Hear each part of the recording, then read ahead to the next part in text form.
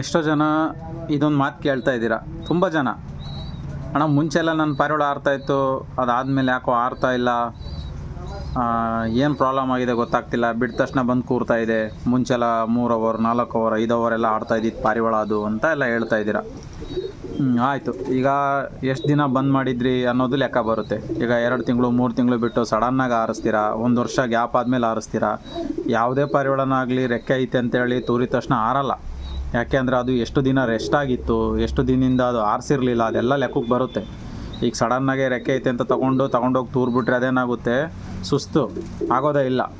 Example ಇದೇ ಬೂರಿ ಪಾರಿವಾಳ ತೊಗೊಳೋಣ. ಇದೆಲ್ಲ 7 ಗಂಟೆ 8 ಗಂಟೆ ಉಡಾನಲ್ಲೆಲ್ಲ ಆಡಿತ್ತು, ಸೀಲ್ಗೂ ಕೂಡ ಹೆಸರು ಮಾಡಿಕೊಟ್ಟಿತ್ತು. ಬಟ್ ಇದು 1 ವರ್ಷ ಆದಮೇಲೆ ಇದನ್ನೇ ಈಗಲೇ ಒಂದು ರೀಸೆಂಟ್ 20 ದಿನದ ಹಿಂದ್ಗಡೆ ತಗೊಂಡೋಗಿ ತೂರು ಬಂದರೆ ಇಲ್ಲಿಂದ 1 ಕಿಲೋಮೀಟ್ರ್ ದೂರದಿಂದ ಬರೋಕ್ಕೆ ಸಾಯಂಕಾಲ ತಗೊಂತು. ಲೈನ್ ಮೇಲೆ, ಮರದ ಮೇಲೆ, ಅಲ್ಲಿ ಎಲ್ಲೆಲ್ಲ ಖಾಲಿ ಸೈಟಾಗೆಲ್ಲ ಕೂತ್ಕೊಂತು. ರೀಸನ್ ಇಷ್ಟೇ, ಎಷ್ಟು ದಿನ ರೆಸ್ಟ್ ಆಗಿರುತ್ತಲ್ಲ ಅಷ್ಟು ಅವಕ್ಕೆ ಆರೋದಕ್ಕೆ ಆಗೋದಿಲ್ಲ, ಸುಸ್ತಾಗುತ್ತೆ, ರೆಕ್ಕೆ ಬಡಿಯೋಕ್ಕಾಗಲ್ಲ, ಎಲ್ಲ ಸ್ಟ್ರಕ್ ಆಗಿರುತ್ತೆ. ಫಸ್ಟ್ ಅದನ್ನು ತಿಳ್ಕೊಳ್ರಿ.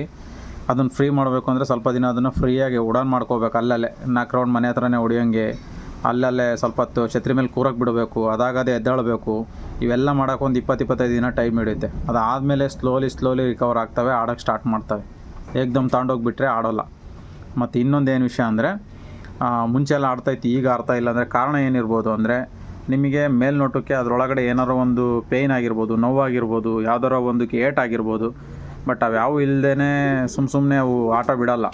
ಏನಾರೋ ಒಂದು ನೋವಾಗಿರುತ್ತೆ, ರೆಕ್ಕೆ ನೋವು ಬರ್ತಾ ಇರುತ್ತೆ. ಹಾಗಾಗಿ ಅದೇನಾಗ್ತಿರುತ್ತೆ, ಮುಂಚೆ ಆಡ್ತಿತ್ತು ಈಗ ಆಡ್ತಾ ಇಲ್ಲ ಅಂದರೆ ಕಾರಣ ಅದೂ ಇರುತ್ತೆ. ನೋಡೋದಕ್ಕೆ ಚೆನ್ನಾಗೂ ಕಾಣ್ತಾ ಇರುತ್ತೆ, ಮೋಷನ್ನು ಕರೆಕ್ಟಾಗಿರುತ್ತೆ, ಎಲ್ಲ ಇರುತ್ತೆ.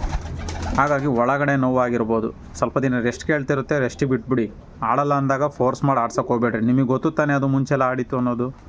ಗೊತ್ತಿತ್ತು ಅಂದಮೇಲೆ ಅದನ್ನು ಹಿಡ್ಕೊಳ್ರಿ ಆರಾಮಾಗೆ. ಯಾಕೆ ಅದನ್ನು ಫೋರ್ಸ್ಫುಲ್ ಮಾಡ್ತೀರಾ? ಯೋಚನೆ ಮಾಡ್ರಪ್ಪ ನೀವೇನೆ. ಸುಮ್ಮನೆ ಆರಿಸ್ತಿಲ್ಲ ಅಂತ ಹೇಳ್ಕೊಳ್ಳೋದು ಹಿಂಸೆ ಕೊಟ್ಟರೆ ಅವಕ್ಕೂ ಮನಸ್ಸಿರುತ್ತೆ. ಅದನ್ನ ಅರ್ಥ ಮಾಡ್ಕೊಳ್ರಿ ಪಾರಿವಾಳ ಸಾಕೋರಾಗಿ. ಇಷ್ಟೆಲ್ಲ ಪ್ರೊಸೆಸ್ ಇರ್ತಾವೆ, ಹೋಗ್ತಾ ಕಲಿತಾ ಹೋಗ್ತೀರಾ.